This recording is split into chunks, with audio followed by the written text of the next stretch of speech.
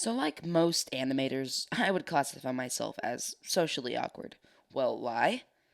Um, well, let me tell you. The first story started back in third grade. I was never really into sports, so I ended up playing with the girls. And don't worry, I wasn't the only boy that played with the girls. The rest just left. And I remember one day when they invited me to play, I overheard one of the girls talking about me. Are you sure you want him to play with us? He probably will just want to play sports. So, yeah, good point. So they were nice and they mixed their game with sports. I would have told them I don't like sports, but I didn't.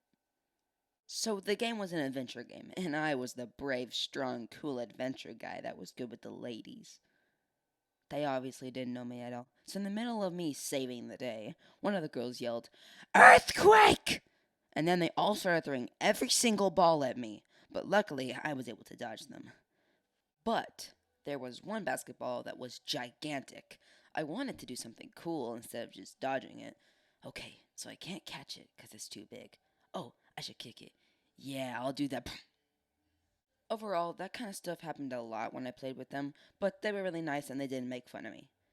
Or maybe they did behind my back. But anyway, transition. So this other time was a few weeks later. It was lunchtime and I was eating with my friends. But suddenly I felt a feeling inside my body. That was a feeling of distress.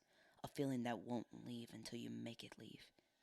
I had to use the bathroom, but there was something wrong with the boys' bathroom door. It was weird and would always get stuck.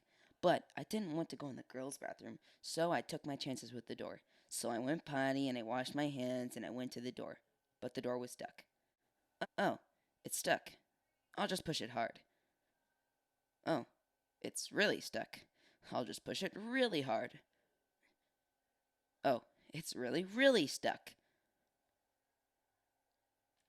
Ah! I was yelling for someone outside the door, but everyone was gathering up to leave.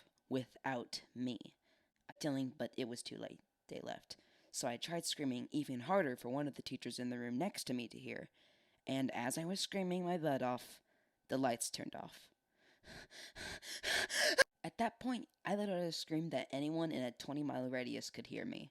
So then two teachers came and opened the door and were greeted by a sad, pitiful little boy laying on the ground crying.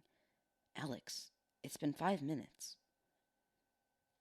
So this next story happened in 5th grade, so I wasn't really that different. But one day I was really, really, really dumb, and I decided I was gonna high five the teacher on her way in. Her last name started with B, so when I walked up to her, I said, "What's up, Mrs. B?"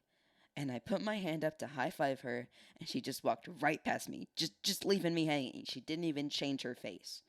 My friends were, of course, in the corner laughing at my expense, but I felt super awkward since I now had to spend 2 hours in her class. The whole time I kept thinking, oh man, she's totally gonna ask me why I did that. Alex? Yes? You do know you said all that out loud. So if you're like me and you have situations like that too, I just want to say it doesn't get any better. But I've learned how to deal with them better. And I'm not saying I'm the master of conversation, but I don't make a complete fool of myself. If halfway through a conversation I start to stutter, I just laugh at myself and repeat what I was saying. So if there's anything to learn from this video, remember this. You may find yourself in awkward situations, but you can always laugh at yourself before everyone else does.